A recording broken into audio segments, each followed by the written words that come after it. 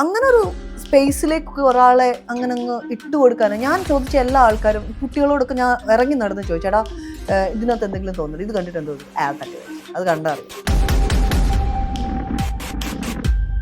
അപ്പൊ എന്റെ ആദ്യത്തെ ചിന്ത ഇതാണ്, ഈ വണ്ടി എന്തിനാ ഇങ്ങനെ എടുത്ത് ഇങ്ങനൊരു കാര്യം എടുക്കുമ്പോൾ ചിരിച്ചോണ്ടെടുത്തു കഴിഞ്ഞാൽ ആൾക്കാരുടെ കയ്യിൽ നിന്ന് പഞ്ഞിക്കിരും. എല്ലാ രീതിയിൽ ചിന്തിച്ചാലും നിങ്ങൾ ഷിംജിതയെ തെറ്റെന്ന് ചിന്തിക്കുന്ന അതേ സ്പേസിൽ ദീപകിനെ തെറ്റെന്ന് ചിന്തിക്കാനുള്ള എല്ലാ സ്പേസുകളും ഉണ്ട്. Actually we speak out of our experience. അതാണ് ശരിക്കും സംഭവിക്കുന്നത്. എനിക്ക് ഉറപ്പാണ് നമ്മുടെ നിയമഘടന അല്ലെങ്കിൽ നമ്മുടെ പോലീസ് എന്ന് പറയുന്നത് ഭയങ്കര ക്രൂക്കഡായിട്ടുള്ള മനുഷ്യന്മാരാണ്. കേരള പോലീസിനെ കൂട്ട് കുരുട്ടുബുദ്ധിയുള്ള ഒരു മനുഷ്യന്മാരെ ഞാൻ കണ്ടിട്ടില്ല.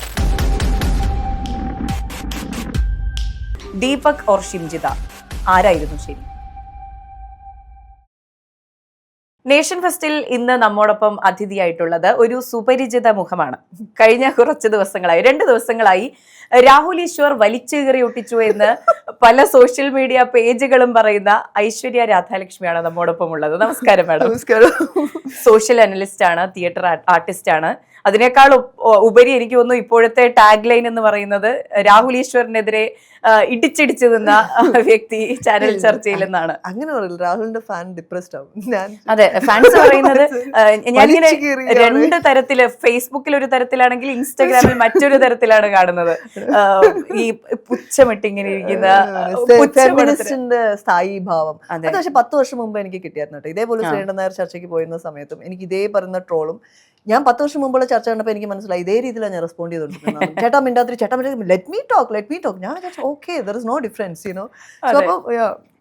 അപ്പോൾ ഒരു ക്ലോസ് എൻഡഡ് ആയിട്ടുള്ള ഒരു ഫസ്റ്റ് ചോദ്യത്തിൽ നിന്ന് തുടങ്ങാം.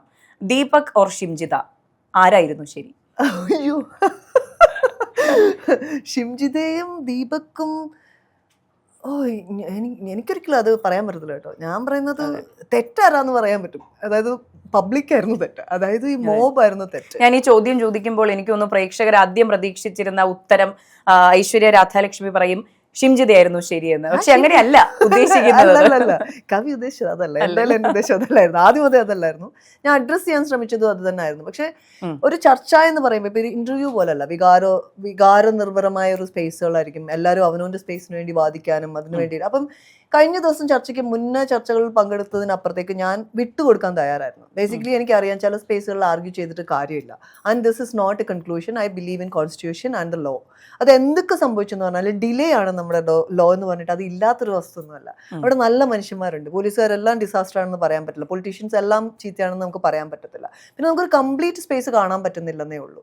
അപ്പം ഞാൻ ഒരിക്കലും ഷിംജിതയ്ക്ക് വേണ്ടിയിട്ട് വാദിച്ചിട്ടില്ല.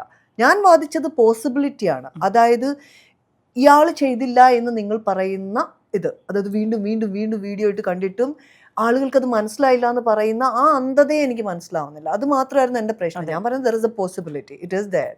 എല്ലാ രീതിയിൽ ചിന്തിച്ചാലും നിങ്ങൾ ഷിംജിതയെ തെറ്റെന്ന് ചിന്തിക്കുന്ന അതേ സ്പേസിൽ ദീപകിനെ തെറ്റെന്ന് ചിന്തിക്കാനുള്ള എല്ലാ സ്പേസുകളും ഉണ്ട്. അതിനുള്ള അനുഭവങ്ങളുള്ള സ്ത്രീകളും പുരുഷന്മാരും ഉണ്ട് ഈ ലോകത്തിൽ. അതെ. അപ്പോൾ ഈ ഷിംജിതയുടെ ഈ വീഡിയോ കാണുമ്പോൾ ശരിക്കും എന്താണ് തോന്നുന്നത്?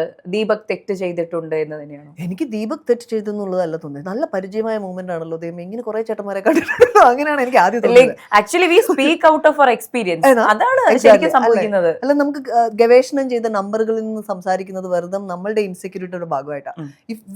I feel secure. ഞാൻ എൻ്റെ പാസ്റ്റിനെ കുറിച്ച് സംസാരിക്കുന്നത്, അല്ലെങ്കിൽ എനിക്കുണ്ടായ അബ്യൂസോ അല്ലെ മറ്റു കാര്യങ്ങളെ കുറിച്ച് സംസാരിക്കുമ്പോൾ ഞാൻ ഒരിക്കലും ഇൻസെക്യൂറോ ഞാൻ ഒരിക്കലും വൾണറബിളോ അല്ല.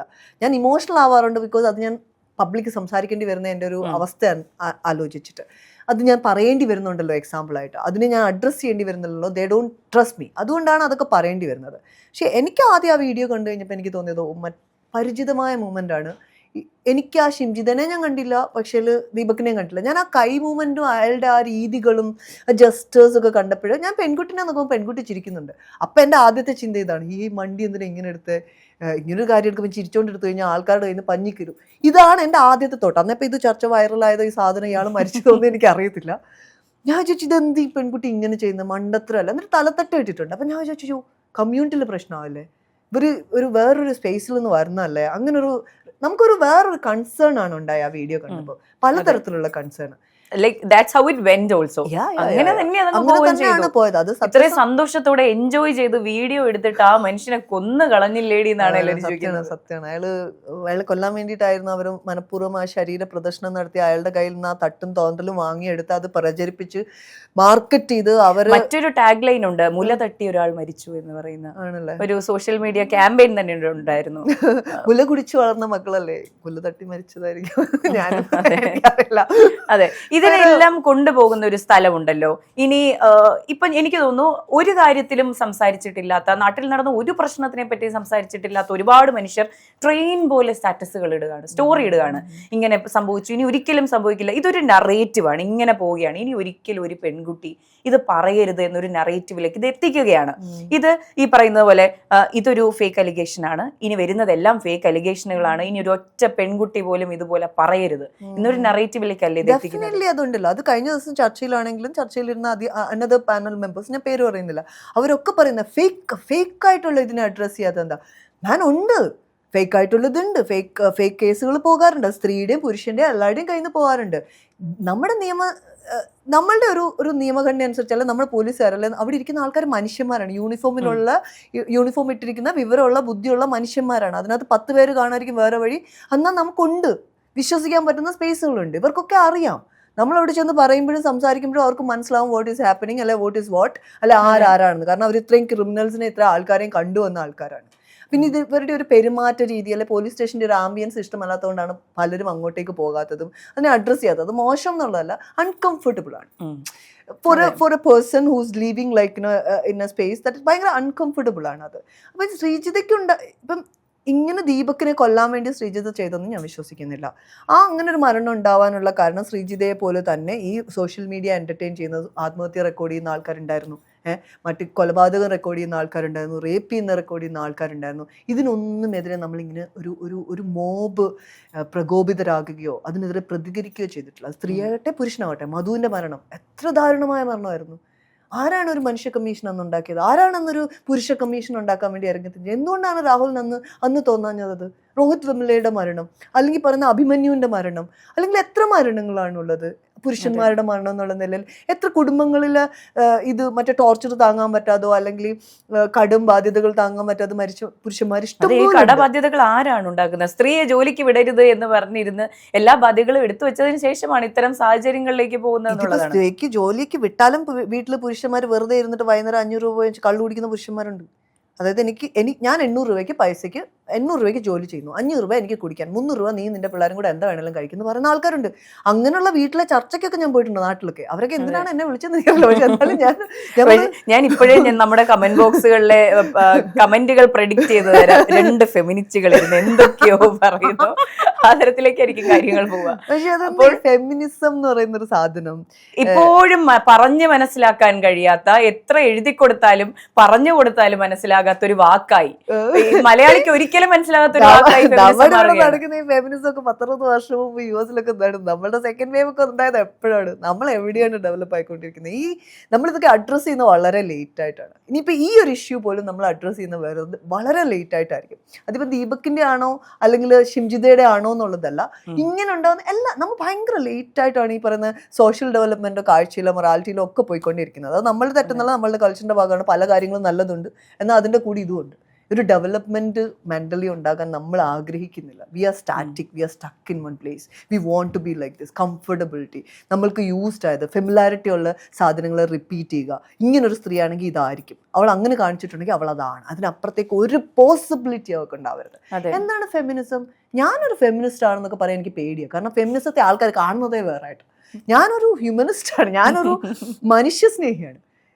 നിങ്ങൾ ഇപ്പം മേഘ, നീ പെണ്ണാകുമ്പോഴുള്ള എൻ്റെ കംഫർട്ടബിലിറ്റി എന്താ വെച്ചാൽ എനിക്ക് അറിയാവുന്നൊരു ജെൻഡർ, എനിക്ക് അറിയാവുന്ന ഇമോഷൻ, സെൻസസ്, ബോഡി, അതാണ് എനിക്ക് ഒരു സ്ത്രീയോടുള്ള ഇത്. അല്ലെങ്കിൽ I feel you but I understand A പുരുഷൻ. ഇതിന്റെ വ്യത്യാസമുണ്ട്. I feel you, I literally understand A പുരുഷൻ. പക്ഷെ പേഴ്സണൽ സ്പേസിൽ എനിക്ക് അവനെ മനസ്സിലാക്കാൻ പറ്റും, ഫീൽ ചെയ്യാൻ പറ്റും. അതെനിക്ക് ആ സ്പേസ് അവൻ തരുന്നതുകൊണ്ടായിരിക്കും, അല്ലെ? അതിനപ്പുറത്തേക്ക് ഞാൻ ഒരിക്കലും, എനിക്കറിയത്തില്ല, ഇങ്ങനെ ചിന്തിക്കാൻ എന്നെ കൊണ്ട് എൻ്റെ മാനസികാവസ്ഥയ്ക്ക് എനിക്ക് ഇങ്ങനൊരു ചിന്താഗതി ഇല്ല. ഇങ്ങനത്തെ ഒരു അവസ്ഥയിൽ ഈ ഫെമിനിസം ഇതാണെന്നും തീവ്ര ഫെമിനിസ്റ്റുകൾ മറ്റേ ഫെമിനിസ്റ്റുകൾ ഈ ചർച്ചയിൽ കണ്ട കുറച്ച് കമന്റുകൾ ഇങ്ങനെയാണ്, അവളെ കണ്ടാൽ അറിയാം അവളൊരു ഫെമിനിസ്റ്റ് ആണ്, മൂക്കും കമ്മലും ഒക്കെ കണ്ടാൽ അറിയാം. ഇത്തരത്തിൽ ജഡ്ജ് ചെയ്യുന്ന ആൾക്കാരുണ്ട്. ഇത് ഭീമയിലുള്ള ഒരു ചേട്ടൻ, അതായത് സ്മിത്ത് കുത്തിയതാണ്. അപ്പൊ വർഷങ്ങൾക്ക് മുമ്പ് കുത്തിയിട്ട് ഭീമയിൽ അങ്ങനെ ഒരു സംഭവം സെപ്റ്റം ഞങ്ങളുടെ നാട്ടിലൊന്നും അങ്ങനെ ചെയ്തിട്ടേ ഇല്ല. ഞാനിത് ചെയ്തിട്ട് 4 വർഷത്തിന് ശേഷം ഞാൻ വീണ്ടും പുള്ളിയെ കാണാൻ പോയിട്ട് ഇത് കുത്തി. ഒരു ചേട്ടാ എന്നെ ഓർമ്മയുണ്ടോ എന്ന് ചോദിച്ചു. ആ ചേട്ടൻ്റെ ഒക്കെ ഒരു സന്തോഷം കാണും. ഞാൻ ശരിക്കാണ് അവരെനിക്ക് ഫ്രീ ആയിട്ടാണ് ഇത് രണ്ടും കുത്തി തന്നത്, പൈസ വാങ്ങിച്ചു പോലും ഇല്ല. അപ്പൊ അവർ ഞാൻ എന്തെങ്കിലും വാങ്ങിച്ചു. അപ്പൊ ഞാൻ മനുഷ്യന്മാരുണ്ട്. ഈ സെപ്റ്റത്തിനെ അയാൾ കാണുന്ന വേറെ രീതിയിലാണ്, നാട്ടുകാർ കാണുന്ന വേറെ രീതിയിലാണ്, എൻ്റെ വീട്ടിൽ കാണുന്ന വേറെ രീതിയിലാണ്, ഒരു ഒരു ഒരു ഒരു ഫോട്ടോഗ്രാഫിൽ കാണുന്ന വേറെ രീതിയിലാണ്, എൻ്റെ എത്നിക് സ്പേസിൽ കാണുന്ന വേറെ രീതിയിലാണ്. ഇത് കാഴ്ചയുടെ പ്രശ്നമാണ്, ഇമേജിന്റെ പ്രശ്നമാണ്. I don't want to fit in one particular image. What ആൾക്കാർ പറയുന്നത് ഫെമിനിസ്റ്റുകൾ ഇങ്ങനെയാണ് അല്ലെങ്കിൽ നീ ഇങ്ങനെയാണ്. എനിക്കിഷ്ടമാണ് ഡ്രസ് സെൻസ് എന്ന് പറഞ്ഞ എൻ്റെ സാധനം എനിക്കുണ്ടെന്നാണ് ഞാൻ വിശ്വസിക്കുന്നത്. എനിക്കറിയില്ല. സോ അത് ആ ചർച്ചയിൽ തന്നെ ഒരു സ്റ്റേറ്റ്മെന്റ് ആയി മാറിയിരിക്കുകയാണ്. ആ ചർച്ചയിൽ തന്നെ രാഹുൽ ഈശ്വർ ചോദിക്കുന്ന ഒരു കാര്യമുണ്ട്, ആ പെൺകുട്ടിക്ക് പരാതി കൊടുക്കാമായിരുന്നു, ഒന്ന് ഒച്ച വെക്കാമായിരുന്നു, ബഹളം വെക്കാമായിരുന്നു. ആ വീഡിയോ എടുത്തത് കൊണ്ട് അവർ ഉദ്ദേശിക്കുന്നത് ഫെയിം മാത്രമല്ലേ എന്നുള്ളത്. ഫെയിം മാത്രമല്ലായിരിക്കാം. ഫെയിം അതിനകത്തൊരു ഘടകമാകുന്നത് അവരുടെ പൊളിറ്റിക്കൽ സ്റ്റാൻഡ്, പൊളിറ്റിക്കൽ സ്പേസുകൾ. പിന്നെ അവരൊരു തുറന്ന സ്ത്രീയാണ്. അവർ ജീവിക്കുന്ന കമ്മ്യൂണിറ്റിക്ക് അപ്പുറത്തേക്ക് അവർക്ക് കുറച്ചുകൂടെ ധൈര്യമുണ്ട്, അവർ കുറച്ചുകൂടെ എഡ്യൂക്കേറ്റഡ് ആണ്. പിന്നെ അവരതിനെ ഒരു മീഡിയത്തെ അവർ കുറച്ച് ഓവർ എസ്റ്റിമേറ്റ് ചെയ്തു എന്നാണ് എനിക്ക് മനസ്സിലായത്. അതായത് സോഷ്യൽ മീഡിയ പോലുള്ള ഒരു മീഡിയത്തെ അവർ കുറച്ച് ഓവർ എസ്റ്റിമേറ്റ് ചെയ്യുകയും ഡിപ്പെൻഡൻസി കൂടി പോവുകയും ചെയ്തു. അതായത് എൻ്റെ അച്ഛനും അമ്മ എന്നെ അംഗീകരിച്ചില്ലെങ്കിൽ പോലും നാട്ടുകാർ അംഗീകരിക്കും എന്നുള്ള സ്പേസിൽ ഒരുപാട് ആൾക്കാർ അതിൽ വർക്ക് ചെയ്യുന്നുണ്ട്. ഒരുപാട് ഒരു സോഷ്യൽ മീഡിയ കമന്റിന് അല്ലെങ്കിൽ ലൈക്ക് കുറഞ്ഞു കഴിഞ്ഞാൽ ഡിപ്രസ്ഡ് ആയിട്ട് ഡൗൺ ആയി പോയി ഇരിക്കുന്ന എത്രയോ പേരെ ഞാൻ കണ്ടിട്ടുണ്ട്, സെലിബ്രിറ്റീസിനെ അല്ലേ. അപ്പൊ അതേപോലെ ഒരു പൊളിറ്റിക്കൽ സ്പേസിൽ, അതായത് ഈ പറയുന്ന പൊളിറ്റിക്കൽ പാർട്ടിയുമായിട്ട് ആക്റ്റീവായി 3-4 വർഷം നിന്നു എന്ന് പറഞ്ഞൊരു സ്ത്രീ, 35 വയസ്സായവർക്ക്, അവർക്ക് അവരുടേതായ ഒരു മെച്യൂരിറ്റി സ്പേസിലേക്ക്, ഒരു ടേണിംഗ് സ്പേസിൽ നിൽക്കുന്ന ഒരാളൊക്കെയാണ്. അപ്പൊ അവരിത് ചെയ്തത് എനിക്ക് തോന്നുന്നില്ല അത് മാത്രമാണെന്ന്. അവർക്ക് അവരുടെ ബെനിഫിറ്റ് അവർ ആഗ്രഹിച്ചു എന്നുള്ളത് ഉറപ്പാണ്. അവരൊരു സോഷ്യൽ സ്പേസിലുള്ള ബെനിഫിറ്റ്, അതായത് ഞാനൊരു ധൈര്യമുള്ള സ്ത്രീയാണെന്നും ഞാനിതിങ്ങനെ കാണിച്ചു, കണ്ടോ ഞാൻ അതിനെ റെക്കോർഡ് ചെയ്ത് കാണിക്കാൻ ശ്രമിക്കുന്നു, എൻ്റെ ധൈര്യം കണ്ടോ ഇവനെ എനിക്ക് കിട്ടി, ഇതൊക്കെ ഉണ്ട്. ആ പുച്ഛഭാവം എല്ലാം അതിനകത്ത് ഉണ്ടായിരുന്നു. ആൾക്കാർക്ക് കൺഫ്യൂഷൻ ഉണ്ടാകുന്നു, ആൾക്കാർക്ക് സ്ത്രീ ഇങ്ങനെയാണെന്നുള്ളൊരു ചിന്തേനെ അതിനെ കടന്ന് ചിന്തിക്കേണ്ട ഒരു സ്പേസ് ഉണ്ട്. ആൾക്കാരെപ്പോഴും കംഫർട്ടബിൾ സ്പേസിലാണല്ലോ ചിന്തിക്കാൻ ആഗ്രഹിക്കുന്നത്. ഇങ്ങനെ ചെയ്യുന്ന സ്ത്രീ ഇതാണ്. അപ്പൊ അതിന് മേലെ എനിക്ക് ചിന്തിക്കേണ്ട, എനിക്ക് സൈക്കോളജി അറിയേണ്ട, എനിക്ക് അവളുടെ സാഹചര്യം അറിയേണ്ട, എനിക്കൊന്നും അറിയണ്ട. നീ ഇങ്ങനെ ചെയ്തോ, നീ ചീത്തയാ, നിനക്ക് കൂടുതൽ ചെയ്യാം. ഇത് വളരെ ക്രിസ്പായിട്ട് പറയുന്ന ഒരു സാധനമാണ്. ഇതിനെ മാത്രമാണ് ഞാൻ ബ്രേക്ക് ചെയ്യാൻ ശ്രമിക്കുന്നത്. When you understand an unknown person like ദീപകിനെ പോലെ ഒരാൾ മരിച്ചു പോയതുകൊണ്ട് ഈ ഗ്ലോറിഫൈ ചെയ്യുന്ന സ്പേസുകൾ. അതെ, ഇത് നമ്മൾ മനസ്സിലാക്കേണ്ട മറ്റൊരു കാര്യമുണ്ട്. മരണം ആരെയും അല്ലെങ്കിൽ ആത്മഹത്യ ആരെയും വിശുദ്ധനാക്കുന്നില്ല. അയാൾ ചെയ്ത തെറ്റൊരിക്കലും മാഞ്ഞു പോകുന്നില്ല. എനിക്ക് തോന്നുന്നു ഇത്തരം ഒരു സാഹചര്യത്തിൽ ഇപ്പോൾ കേസ് അന്വേഷണം മുന്നോട്ട് പോകുന്നുണ്ട്. പോലീസ് പറയുന്നത് ഈ പെൺകുട്ടി കാരണമാണ് മരിച്ചതെന്ന് പറയുന്നു. ചിലപ്പോൾ ഇനി ഒരു നറേറ്റീവ് അങ്ങോട്ടേക്ക് പോകാമായിരിക്കാം. പക്ഷേ ദീപക് ഒരിക്കലും ഒരു വിശുദ്ധനല്ല. അദ്ദേഹം തെറ്റ് ചെയ്തിരുന്നു എന്നുള്ളത് വ്യക്തമാണ് അതിൽ നിന്ന്. അതെ, എനിക്ക് തോന്നുന്ന പോലെ എനിക്കും തോന്നുന്നുണ്ട്. എനിക്ക് തോന്നുന്നുണ്ട് അങ്ങനെ എന്നെ വിളിച്ച ഒരു 100 ഗോളിന് മേലെ ഇന്നലെ ഉണ്ടായിരിക്കും. പുരുഷന്മാരും സ്ത്രീകളും ഉണ്ട്. അതെ, കാണുന്ന എല്ലാവരും വിചാരിക്കുന്ന ഒന്നുണ്ട്. അന്ന് ആ ചർച്ചയിൽ ഉണ്ടായിരുന്ന ശ്രീലക്ഷ്മി അറക്കൽ, ഇപ്പോൾ ഐശ്വര്യ രാധാലക്ഷ്മി, അതുപോലെ ഇപ്പോൾ മേഘ ജസ്റ്റിൻ, അതുപോലെ ഒരു 4-5 പെൺകുട്ടികൾ, 4-5 ഫെമിനിസ്റ്റുകൾ മാത്രമേ എങ്ങനെ ചിന്തിക്കുന്നുള്ളൂ എന്ന്. അല്ല, അയ്യോ അല്ലല്ല, ഞാനിങ്ങനെ ചിന്തിക്കാനുള്ള റീസൺ തന്നെ എനിക്ക് പുറത്തുനിന്ന് ഞാൻ പോയി അന്വേഷിച്ച് ആളുകളോട്, കാരണം എൻ്റെ ചിന്തയുടെ ആണോ എന്ന് എനിക്ക് തോന്നി. കാരണം ഞാൻ ഇത്രയൊക്കെ പേരെ കണ്ടിട്ടുണ്ട്, ഇത്ര അബ്യൂസ് അനുഭവിച്ചു, അല്ലെങ്കിൽ ഇത്ര പ്രശ്നങ്ങൾ ജീവിതത്തിലുണ്ടായി, ഇപ്പോഴും ഭയങ്കര ഫൈറ്റ് ചെയ്ത് നമ്മളോട് ഫൈറ്റ് ചെയ്താണ് ജീവിക്കേണ്ടത്, അല്ലാതെ നാട്ടുകാരോടും ഒന്നുമല്ല. നമ്മളോട് ഫൈറ്റ് ചെയ്യണം. നമ്മുടെ കപ്പാസിറ്റി വലുതാക്കുക, നമ്മുടെ അക്സെപ്റ്റൻസ് വലുതാക്കുക എന്നുള്ള ഒരു ഫൈറ്റ് എല്ലാ ദിവസവും ചെയ്യുന്നുണ്ട്, എല്ലാ രീതിയിലും ചെയ്യുന്നുണ്ട്. കുട്ടിയെ വളർത്താനാണെങ്കിലും, നമ്മൾ ആഹാരം കഴിക്കാനാണെങ്കിലും, നമ്മുടെ സ്പേസ് വലുതാക്കാനാണെങ്കിലും, ഉള്ളു വലുതാക്കാനും ഒക്കെ നമ്മൾ ഫൈറ്റ് ചെയ്തുകൊണ്ടിരിക്കുന്ന ഒരു സ്പേസിൽ നിൽക്കുന്ന ഒരാളാണ്. എനിക്കറിയത്തില്ല, ഞാൻ അങ്ങനെ ഒരു സ്പേസിലേക്ക് ഒരാളെ അങ്ങനെ അങ്ങ് ഇട്ടുകൊടുക്കാൻ. ഞാൻ ചോദിച്ച എല്ലാ ആൾക്കാരും, കുട്ടികളോടൊക്കെ ഞാൻ ഇറങ്ങി നടന്ന് ചോദിച്ചേടാ ഇതിനകത്ത് എന്തെങ്കിലും തോന്നുന്നു, ഇത് കണ്ടിട്ട് എന്തോ തട്ടി വെച്ച്, അത് കണ്ടറിയാം. അതാ ഇത്ര സിമ്പിൾ ആയിട്ടാണ് ആ കുട്ടികൾ പറയുന്നത്. സിമ്പിൾ ആയിട്ട് പറഞ്ഞത്, തട്ടിയ കണ്ടറിയാം, ബാഗൊക്കെ എത്ര മുക്കുന്നത് നമ്മൾ കണ്ടിട്ട്.